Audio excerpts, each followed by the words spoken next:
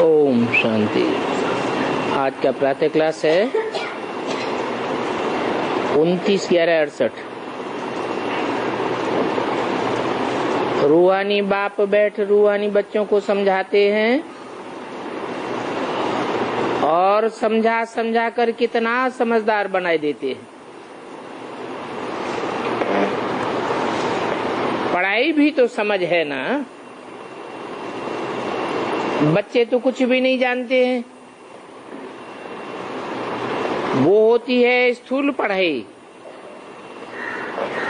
और ये है सूक्ष्म पढ़ाई। ये है आत्मा की पढ़ाई और वो है देह और देह के पदार्थों की पढ़ाई। बच्चे जानते हैं कि ये पढ़ाई और कोई नहीं पढ़ा सकते।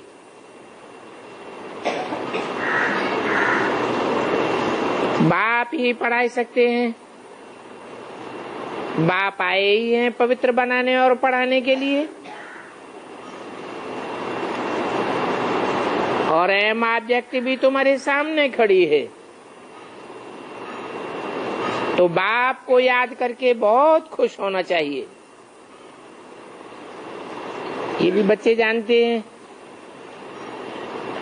दिन प्रतिदिन हमको शांति में ही जाना है। ये अशांति की दुनिया है। शांति तो सबको पसंद है।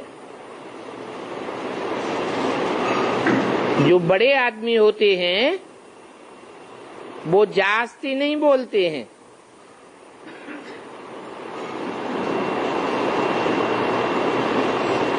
और जोर से भी नहीं बोलते हैं। और तुम तो बहुत बड़े आदमी बनते हो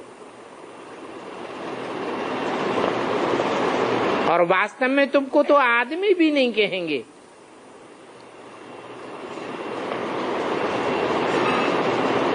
तुम तो देवता बनते हो। जो देवताएं होते हैं उनकी तो भाषा ही इशारे की होती है। उनका बोलना बहुत थोड़ा होता है। तुमको भी अभी देवता बनना है तो टाकी से बदल करके साइलेंस में जाना है। शांति में रहने वाले के लिए समझेंगे कि इनको अपने ऊपर अटेंशन है।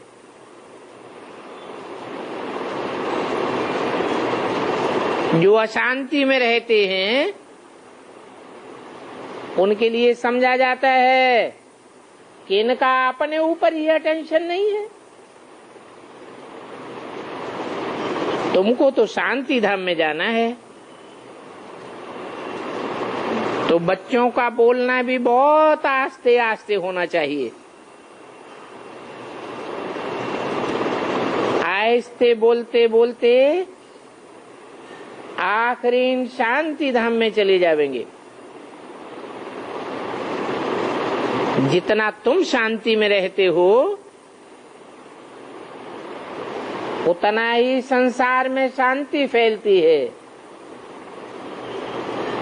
तुम्हारे शांति के वाइब्रेशन सारे संसार में फैलते हैं। तो तुमको बहुत शांति में रहना चाहिए। आवाज से बात करना तो अच्छा ही नहीं लगता और क्रोध भी अच्छा नहीं है। ऐसे तो कोई भी विकार नहीं रहना चाहिए।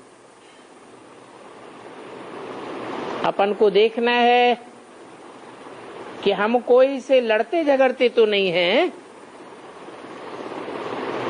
बाप ने समझाया है हियर नो इविल बातें। ऐसी बातों से किनारा कर देना चाहिए। किनारा कर देंगे तो दोनों का मुख बंद हो जाएगा। हर बात में दैवी गुणों की धारणा करनी है। कोई आवाज करे, बोलो शांत हो जाओ, आवाज मत करो। सतयुग में कितनी शांति रहती है। मूल वतन में तो है ही शांति, वहां तो शरीर ही नहीं होता है, 5 तत्व ही नहीं होते हैं, तो फिर बोलेंगे कैसे? यहां तो इसी दुनिया में आत्मा आती है तो 5 तत्वों को धारण करना पड़ता है। ये 5 तत्व तो जड़ हैं, इन जड़ तत्वों के प्रभाव में नहीं आना है।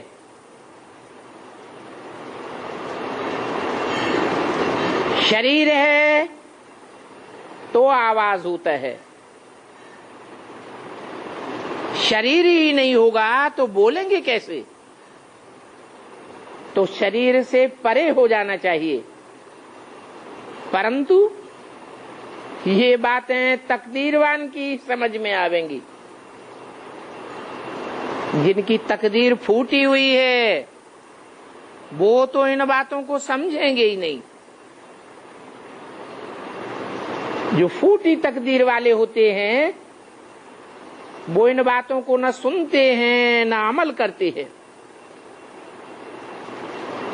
जो अमल करते हैं, श्रीमत पर चलते हैं, उनकी ही ऊंची तकदीर बनती है। अभी बाप मत तो बहुत अच्छी देते हैं, समझाते हैं तुमको कहाँ जाना है, जाना है शांति धाम, तो शांत में रहना चाहिए। टाकी से मूवी में आ जाओ तो फिर तुम सब शांत साइलेंस में चले जाएंगे, फरिश्ता बन जाएंगे। जो भी मिले उनको यही पैगाम देते रहो। ये दुनिया तो जंगली जानवरों की दुनिया है, यूं ही चिल्लाते रहते हैं। जानवर कहें, बंदर कहें, तो जितना साइलेंस में रहेंगे उतना ही समझेंगे ये योग की धुन में रहते हैं। तो शांति का स्वभाव अच्छा है ना। जो शांति के स्वभाव वाले होते हैं वो कितने मीठे लगते हैं। और तुमको तो जाना ही है शांति धाम, जानते हो योग बल से हमको पवित्र बनना है। इस बात में माया भी बहुत अपोजिशन करती है, कितना वार करती है। माया बलवान से ही लड़ती है, तो माया बलवान है। ये माया कितना गुप्त दुश्मन है, बड़ा भारी दुश्मन है। बच्चों को फीलिंग आती है बरोबर हमारे ऊपर माया का वार होता है। ये 5 भूत है ना, और देह अभिमान का भूत तो सबसे कड़ा भूत है। जिनको देह अभिमान का भूत होता है वो कितना जोर से बोलते हैं, अहंकार से बोलते हैं। अभी मनुष्य तो बिल्कुल ही पत्थर बुद्धि है। तुमको भी अभी बाप समझाते हैं तो फीलिंग आती है, बरोबर हम पारस बुद्धि से पत्थर बुद्धि बन गए। अभी फिर बाप आए हैं हमको पारस बुद्धि बनाने के लिए। ये भी जानते हो ये कोई शास्त्रों की नॉलेज नहीं है, ऐसे भी नहीं ये कोई शास्त्र पढ़ा हुआ है। बल ये गीता पढ़ते थे, परंतु अभी तो जानते हैं कि शास्त्रों में तो कुछ भी नहीं है। वो भक्ति मार्ग के शास्त्र हैं, परंतु इन शास्त्रों का ड्रामा का चक्कर भी फेरना है। टाइम पास होता जाता है, कहानियां बनाते हैं, लॉन्ग लॉन्ग एगो क्या क्या हुआ। बाप बच्चों को मीठी मीठी कहानियां बैठ सुनाते हैं। थोड़ी सी बेहद की कहानी है, समझाते हैं 5-4 वर्ष पहले इन लक्ष्मी नारायण का राज्य था, परंतु ये बातें कब कोई सन्यासी आदि नहीं बतावेंगे, क्योंकि वो तो जानते ही नहीं है।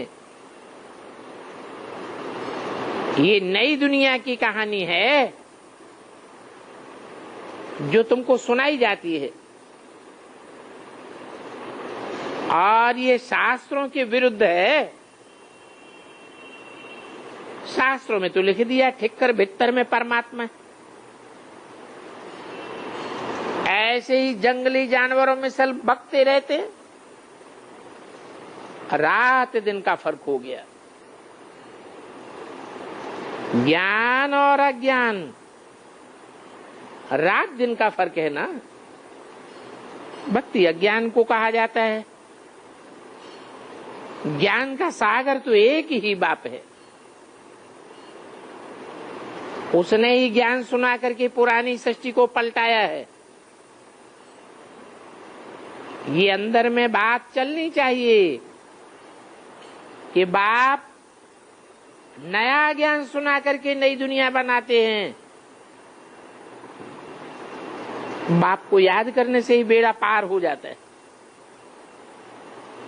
ऐसे नहीं कि कोई साधु संत आदि को याद करने से बेड़ा पार होगा, वो तो बेचारे कुछ भी नहीं जानते। तो बाप को उन पर भी तरस पड़ता है। बाप को कहा ही जाता है रहम दिल। कितना अच्छी रीति तुम बच्चों को पढ़ाते हैं। कहते हैं कल्प कल्प अनेक बार तुमको पढ़ा करके गया हूं। बाप जो है और जैसा है वैसा बिल्कुल थोड़े लोग जानते हैं, बिरला ही कोई जानता है।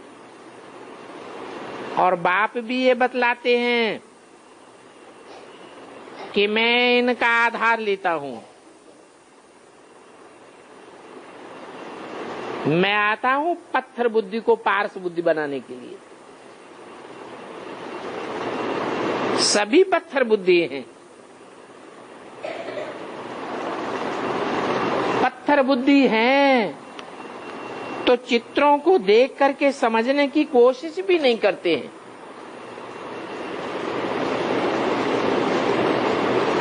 29/11/68 की वाणी का दूसरा पेज। ब्रह्मा को देख करके ही कितना नाराज हो जाते हैं। उनसे बोलना चाहिए कि ब्रह्मा की तो पूजा भी नहीं होती है, मंदिर भी नहीं बनते हैं, मूर्तियां भी नहीं बनती हैं। हम कोई ब्रह्मा को भगवान नहीं मानते। ब्रह्मा तो देवता भी नहीं है। देवताओं को दाढ़ी मूछ होती है क्या? बोलो, भगवान तो निराकार है।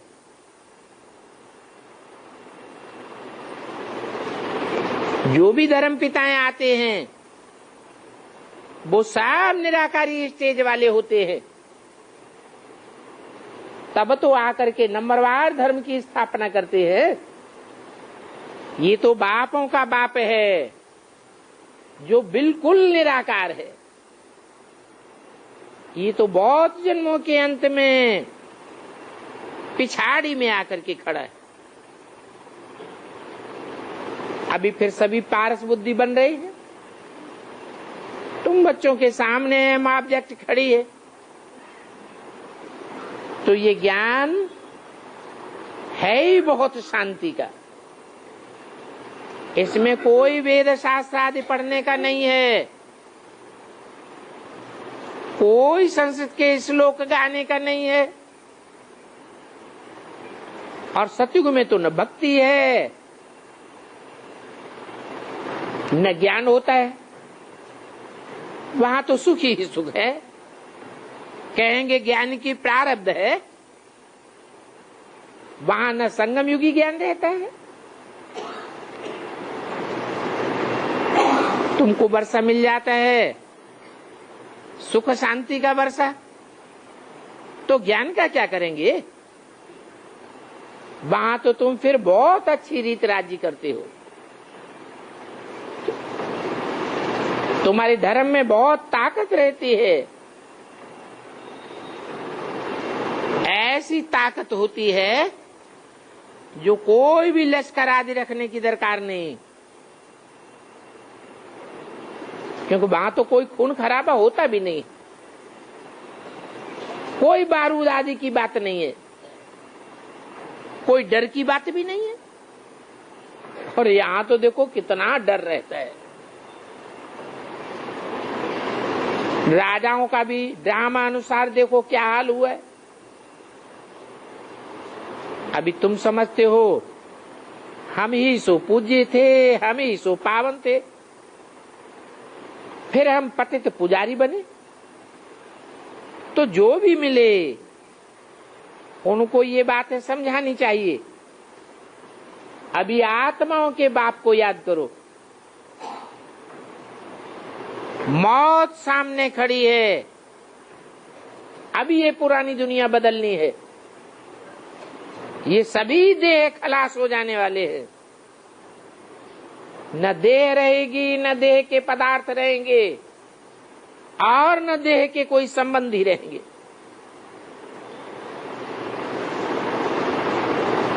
ऐसी बातें सुनाते रहेंगे तो कुछ न कुछ असर पड़ेगा।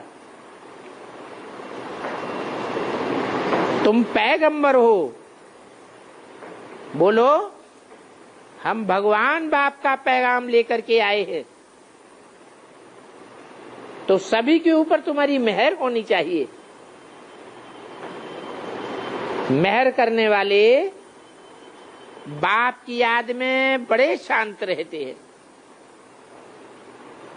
सिर्फ पैगाम देना है, बेहद के बाप को याद करो तो बेहद की सुख शांति मिल जाएगी। लौकिक पाप के पास तो बहुत धन होता है, तो समझते हैं हमको बहुत वर्षा मिलेगा, और बेहद के बाप के पास तो है विश्व की बादशाही। इससे जास्ती वर्षा तो कोई दे ही नहीं सकता। और हर 5-4 वर्ष के बाद विश्व की बादशाही देते हैं, तो बच्चों में बड़ी रॉयल्टी होनी चाहिए। फालतू बोलने से तो न बोलना अच्छा है, बहुत शांति से काम करना पड़ता है। बच्चों को बहुत मीठा होकर के चलना है। ज्ञान नहीं है तो फिर अशांति फैलाने वाले 5 भूत आ जाते हैं। उन भूतों में सभी प्रकार का किचड़ा होता है। ये भक्ति भी बहुत किचड़ा है। ज्ञान तो कस्तूरी है। सतयुग में कितनी नेचुरल खुशबुएं रहती है। तो बच्चों को बहुत खुशी होनी चाहिए। अभी हम बाप के पास बैठे हैं, बाबा कल्प ऐसे ही पढ़ाते हैं। ये ड्रामा चलता रहता है। जो पास हुआ वो फिर रिपीट जरूर होगा। इस ड्रामा में कोई भी चेंज नहीं हो सकता। तो इस समय बाप को याद करो तो तुम्हारे पाप कट जावे। शुरू शुरू में बच्चों को साक्षात्कार आदि तो बहुत हुए, परंतु अभी बाप कहते हैं साक्षात्कारों से कोई फायदा नहीं। वो तो सिर्फ अहम ऑब्जेक्ट दिखाई गई है, परंतु दैवी गुण भी धारण करने हैं। ऐसा लक्ष्मी नारायण मिसल बनना है। बाप बच्चों को समझाते तो बहुत अच्छा है, परंतु पत्थर बुद्धि है तो कुछ भी बुद्धि में नहीं बैठता। बाप कहते हैं याद से ही पाप कटेंगे और तुम स्वर्ग में चले जावेंगे, तो वहां बहुत सुख शांति महसूस करेंगे। और ये बातें किसी को सुनावेंगे तो वो भी खुश होंगे। नौकर चाकर होते हैं उनको भी ये शिक्षा देनी चाहिए कि बेहद के बाप को याद करो तो तुम्हारा भी बेड़ा पार हो जाएगा, तुम पावन बन जावेंगे, तो जन्म जन्मांतर की दास्ता से छूट जावेंगे। तुम बच्चे जानते हो मैंने एक बार ऐसे पतित से पावन, पावन से पतित बने हैं। दुनिया में तो मनुष्यों को ये बात भी नहीं मालूम है, इसलिए कोशिश की जाती है बड़े बड़े आदमियों को समझाने की कि कुछ तो पैगाम सुने। 1 सेकंड में जीवन मुक्ति का गायन है, और जीवन मुक्ति तो राजा की भी होती है तो प्रजा की भी होती है। बाकी पुरुषार्थ से नंबरवाद पद पाते हैं। तुम्हारे में ये ज्ञान है, लिखा हुआ है, ये ज्ञान रिलीजियो पॉलिटिकल है, वो तो जिस्मानी ज्ञान है, तुम्हारा तो रूहानी ज्ञान है। तो जानते हो तुम्हारे इस ज्ञान से राजधानी भी स्थापन होनी है। तुम माया के युद्ध के मैदान में हो, परंतु इनकॉग्निटो पॉलिटिकल हो। तुम बाप से विश्व की बादशाही पाते हो। तुम्हारा ये राजयोग बहुत मशहूर है, बाकी तो सभी के पास हठयोग है। उन्हों की किताब आदि देखो तो कितना बंडर लगता है। तो उन्हों का भी अपना धंधा है हठयोग आदि सिखाने का, और उनके फॉलोअर्स तो देखो कितने ढेर के ढेर बन जाते हैं। उन फॉलोअर्स को छोड़ना ही मुश्किल हो जाता है। अभी उन गुरुओं की जैसे राजाई है, सो अपनी राजाई वो ऐसे थोड़े ही छोड़ेंगे। समय पर अनायास ये सभी खत्म हो जाएगा। सारी दुनिया कैसे खत्म होगी वो भी तुम देखेंगे। अभी हम योग बल से अपनी आयु बढ़ाते जाते हैं। बाप ने बताया था इन ब्रह्मा की आयु 100 वर्ष की होगी। कराची में आयु देखने वाले आते थे,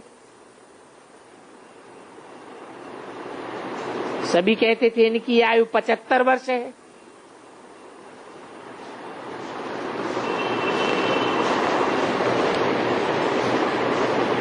अब ब्रह्मा की आयु तो शास्त्रों में 100 साल गाई हुई है। अगर बढ़े तो बहुत बढ़ जाएगी। योग बल से आयु कितनी बड़ी हो जाती है।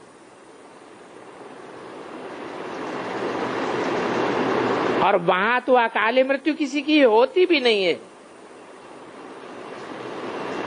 ये अकाले मौत तो यहाँ होती है, यहाँ अकाले मौत होती है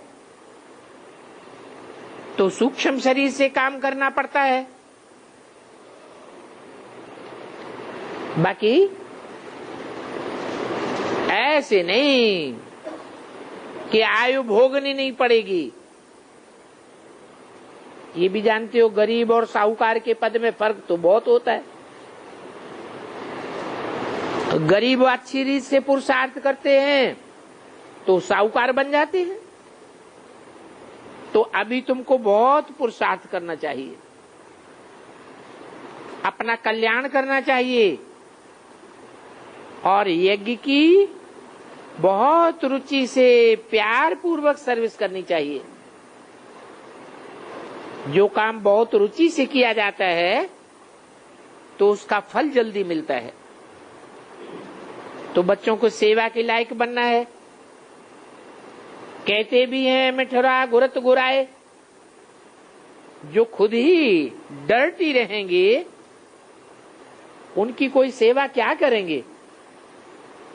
किसकी दिल होगी ऐसों की सेवा करने की? जो यज्ञ की बहुत सेवा करते हैं तो उनकी सेवा बहुत की जाती है।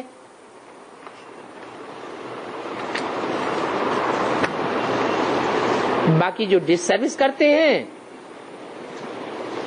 तो सेवा का अंश बिल्कुल ही नहीं रहता। ऐसों की फिर सेवा करने की किसकी दिल होगी? 29/11/68 की वाणी का 3रा पेज। ये बात भी बुद्धि में ठहरनी चाहिए, पहचान होनी चाहिए कि बाबा के यज्ञ में सर्वसेवल बच्चे कौन कौन हैं। फूलों को देखते रहेंगे तो फूल बन जाएंगे,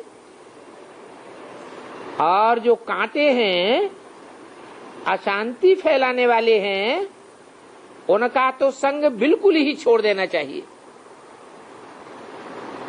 नहीं तो तुम भी कांटे बन जाएंगे। गायन भी है, संग तारे कुसंग बोरे।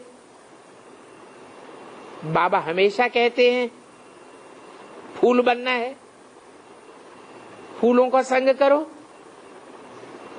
तो सदैव सुखदायी बने रहेंगे।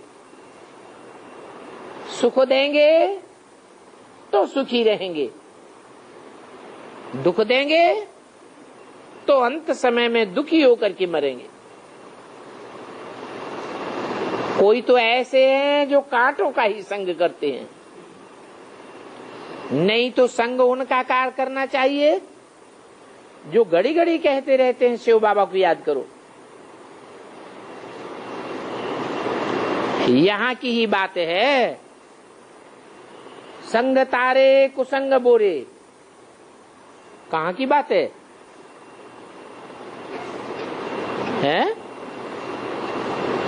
अरे यहाँ की बात माने कहाँ की बात? विशाखापट्टनम की है?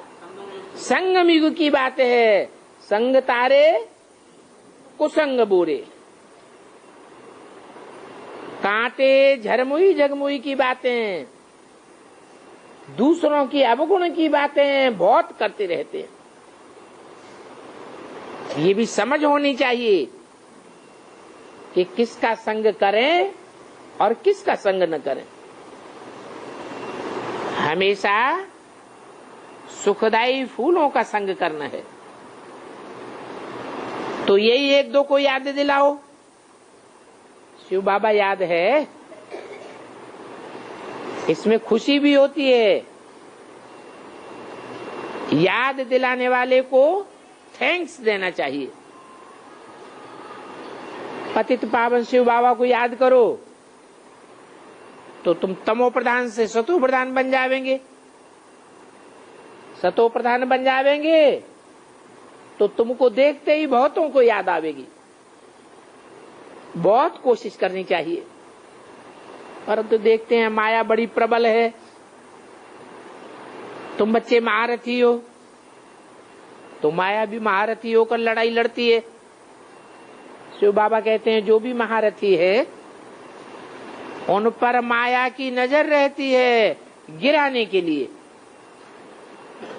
क्योंकि जानते हो जो पहलवान होते हैं उनसे माया भी बड़ा पहलवान होकर के लड़ती है। गरीब से गरीब होकर के लड़ती है। माया की बड़ी भारी चोट खानी पड़ती है। माया ऐसी हरखण है जो दीवा बुझाने में देर ही नहीं करती है। 8-10 वर्ष के बाद पुरुषार्थ करते करते फिर काम से हार खा लेते हैं। इतना ये काम विकार बलवान है। देह अभिमान में आने से झट विकार मुंह दिखाने के लिए आ जाएंगे। हातिम ताई का खेल भी यहाँ का ही है। तुम समझते हो बाप द्वारा हम इतना धनवान बनते हैं, तो ऐसे बाप को याद करना चाहिए। कोई भी आवे पहले पहले यही पैगाम दो। शिव बाबा कहते हैं मुझे याद करो।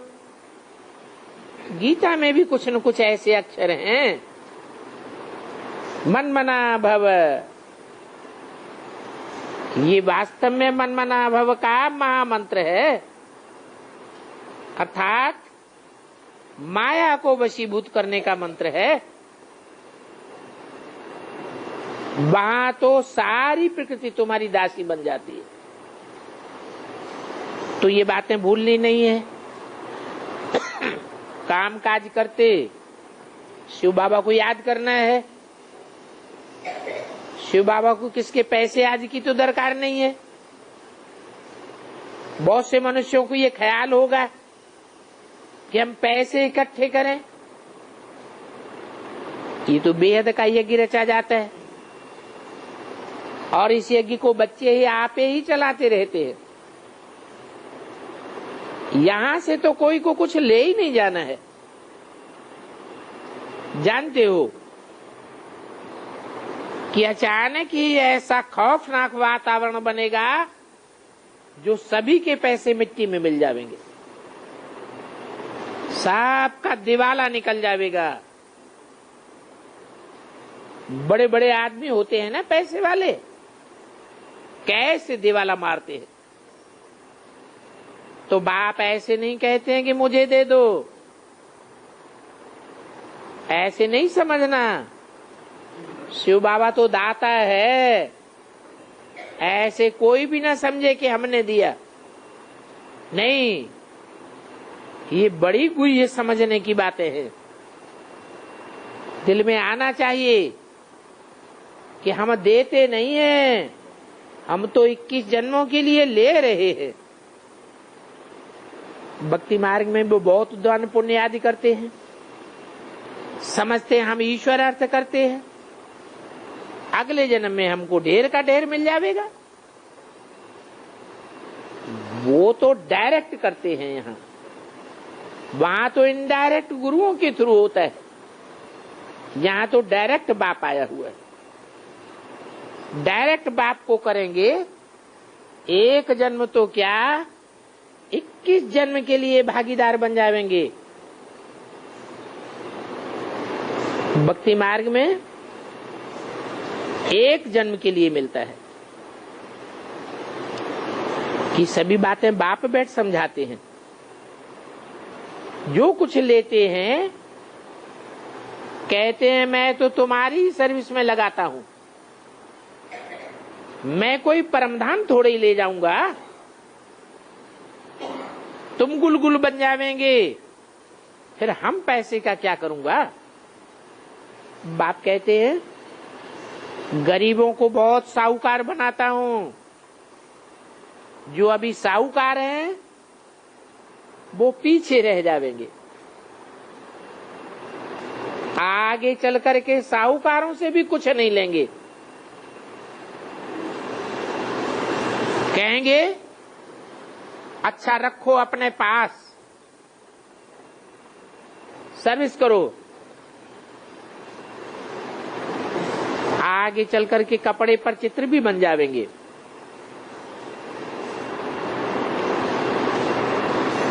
जड़ कपड़े पर भी चित्र तैयार होते हैं, चैतन्य कपड़ों पर भी चित्र लक्ष्मी नारायण मिसल तैयार हो जाएंगे। परंतु अभी देरी है। बाहर वालों में से कोई अच्छा होगा, अगर जाग जाए तो उनका भारत में आवाज हो जावे।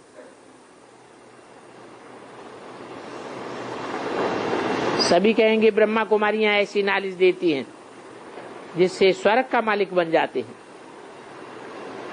देखो, ये लक्ष्मी नारायण भी तो स्वर्ग के मालिक है ना। जब तुम दिखावेंगे तो समझेंगे कि पैराडाइज के मालिक कौन है। परंतु पिछाड़ी में पुरुषार्थ करने का टाइम नहीं मिलेगा। तुम बच्चों को तो अंदर में बहुत खुशी होनी चाहिए कि हम टाइम पर शिव बाबा की सर्विस में उपस्थित हो गए। शिव बाबा को याद करने से ही हमारे पाप कट जाएंगे। शहंशाह की हुंडी की भी कितनी जिक्र होता है, बहुत गायन है। और हुंडी भरने वाला तो यहाँ बैठा है ना।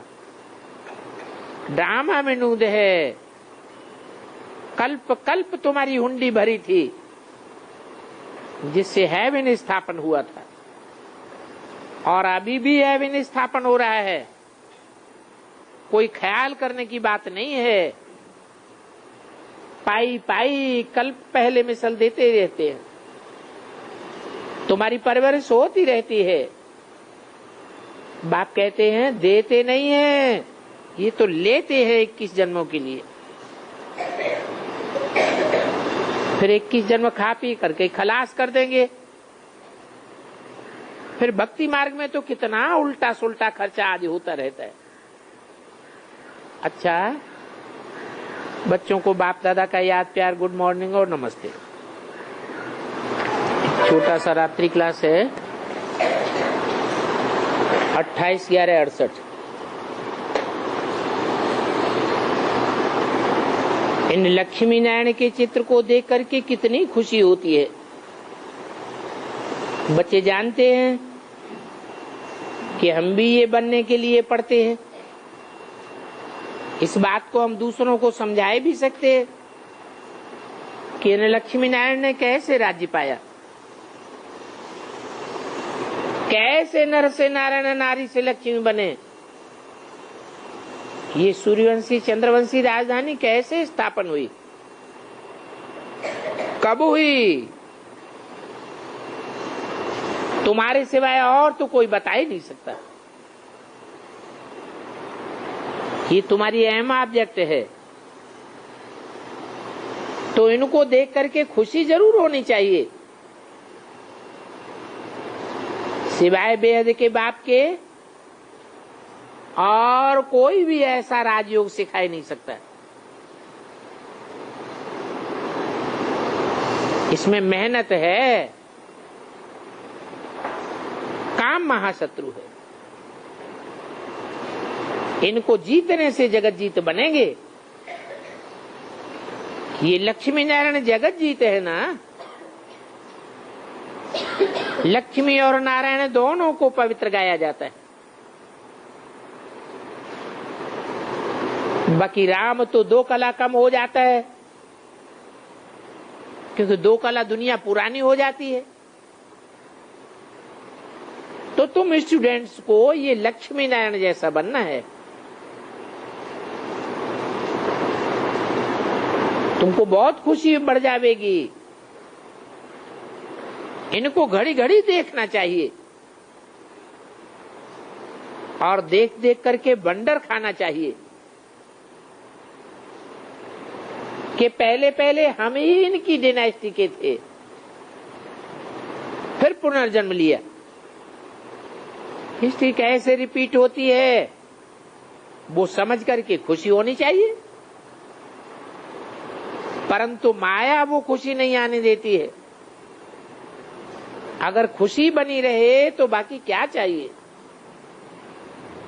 यहाँ तो तुम बच्चे स्वतंत्र हो, तुमको कोई भी प्रकार की चिंता करने की दरकार नहीं है। क्योंकि जो बंधन में होते हैं उनको इतनी खुशी नहीं होती है। तुम्हारा तो ईश्वरीय बंधन है, तुम्हारा कोई देहधारियों का बंधन तो नहीं है, कोई भी प्रकार का बंधन नहीं है। तुम्हारे बैज पॉकेट में पड़ा रहने दो, इससे बहुत सर्विस होती है। और तुम्हारी पॉकेट भी बेहद की पॉकेट है, बुद्धि रूपी। भक्ति मार्ग में भी बाबा पॉकेट में रखते थे,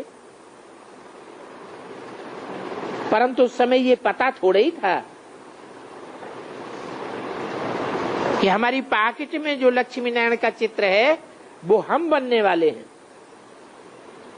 अब बच्चे समझते हैं आधा कल्प के लिए हम फिक्र से फारिग हो जाएंगे। इस समय तो कितना भी करें कोई न कोई चिंता जरूर बनी रहती है। अभी बाप तो तुमको चिंताओं से मुक्त कर देते हैं, तो अथाह खुशी होनी चाहिए।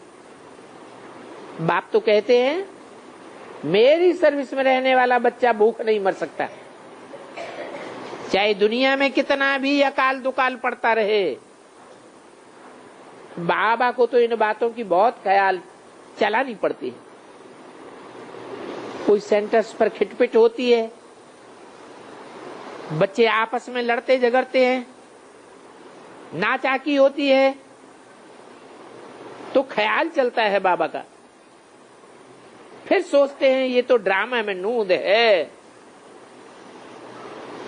थोड़ा हिचकना होता है, फिर ड्रामा पर सेट हो जाते हैं। बाप तो कहते हैं जरा भी मुझ नहीं होनी चाहिए। अगर थोड़ी भी मुझ होती है तो कहेंगे कर्मातीत अवस्था नहीं हुई है। कुछ कहा, कुछ सुना, दुख तो जरूर होता है ना। भल कोई पदम पति हो या कोई भी हो, इससे पुरानी दुनिया में दुख तो जरूर देखना पड़ता है। तो बाप घड़ी घड़ी नई दुनिया की याद दिलाते हैं। तुम सदैव नई दुनिया को याद करो, बाप को याद करो, अपने घर को याद करो। अभी तुम बच्चे दुखों से उस पार जाते हो। ये विषय वैतरणी नदी है ना, तो तुम उस पार जाते हो। ये भी अभी तुम संगम पर ही सुनते हो कि हम छी दुनिया से निकल करके नई दुनिया में जाते हैं। परंतु माया रावण इस बात को भी सहन नहीं कर सकती है। सहन नहीं कर पाती है तो कितने बिगड़ डालती है। बच्चों को अंदर में आना चाहिए कि अभी तो हम अमरपुरी में जाते हैं, वहां हमारे अकाले मौत नहीं होगी। हम स्वेच्छा से शरीर छोड़ेंगे, हमारी मौत हो नहीं सकती। जितना सर्विस करेंगे उतनी ऊंची स्टेज यहां ही बन जाएगी। तुम फील करेंगे हम उच्च पद पाने वाले हैं। बच्चे भी कोशिश करते हैं उच्च पद पाने की, कोशिश करके जितना हो सके खूब सर्विस करते करते उच्च पद पाने की रेस करनी चाहिए। सर्विस ही नहीं करेंगे तो ऊंच पद कैसे बनेगा? ऊंचा पद नहीं पावेंगे तो दास दासी बनते रहेंगे। समझेंगे कि कल्प कल्पांतर हमारा ऐसा ही पद रहेगा, तो ऊंच पद पाने का पुरुषार्थ करना चाहिए।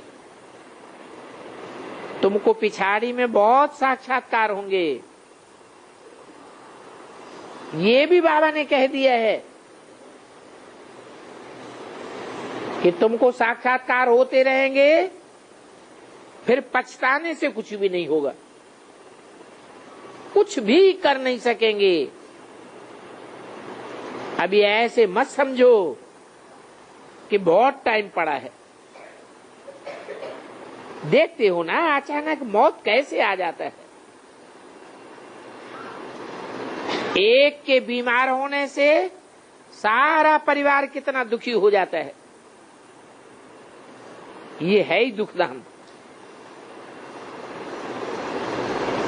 स्टूडेंट लाइफ में जबकि हमारे सामने अहम ऑब्जेक्ट है, शिव बाबा हमको पढ़ाए रहे हैं,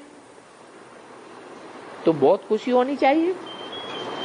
बाप खुद कहते हैं कि मुझे याद करो,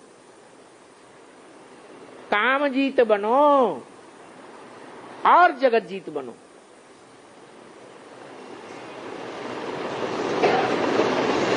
फिर बाद में तो ये जगत जीत बनने का पुरुषार्थ करना ही नहीं है। बाप आते ही ऐसे समय है जबकि पावन दुनिया स्थापन होकर के पतित दुनिया का विनाश होता है, और इस बात को कोई भी नहीं जानते हैं कि हम ऐसा राजयोग सीख रहे हैं।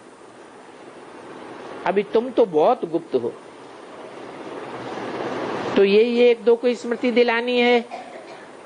बाप को याद करो। एक ही सदगुरु द्वारा सबको जीवन मुक्ति मिल जाती है। किसको थोड़ा भी यही समझाना है, बाप पतित पावन है, उनको याद करने से तुम सतो प्रधान बन जावेंगे अथवा तो स्वर्ग में चले जावेंगे। बहुत सहज बातें बताते हैं, समझाते हैं कि माला का नंबर 1 दाना कैसे बन सकते हैं। ये तो जानते हैं बनने तो नंबर वार ही है। तो जब ऐसे दैवी गुणवान बनेंगे तो तुम बहुत अच्छा स्कॉलरशिप पा सकेंगे। और स्कॉलरशिप कोई कम बात नहीं है। विश्व का मालिक बनना होता है, और विश्व का मालिक बेहद का बाप ही आकर के बनाते हैं। बाकी तुमको और क्या चाहिए। रावण भी कम नहीं है। ये माया रावण घसीट करके एकदम पट्टे में गिराई देता है। अच्छे अच्छे बच्चों को भी माया बड़ा तंग करती है। होता तो ड्रामा अनुसार है। बच्चे सुधरते जावेंगे, कहेंगे नंबरवार पुरुषार्थ अनुसार हो रहा है। इसलिए बाबा याद प्यार भी नंबरवार पुरुषार्थ अनुसार ही देते हैं। बाप की बुद्धि तो सर्वसेवल बच्चों में क्या तरफ जाती है। जो आज्ञाकारी बच्चे ही नहीं है, अवज्ञा ही करते रहते हैं, नाफरमानी कर देते हैं, उनको क्या प्यार करेंगे। बाप तो जानते हैं कि कौन कौन बच्चे अच्छे सर्विसेबल हैं, अच्छी सर्विस करने वाले हैं, तो बाप का उन पर बहुत प्यार जाता है। अच्छा, गुड नाइट और नमस्ते।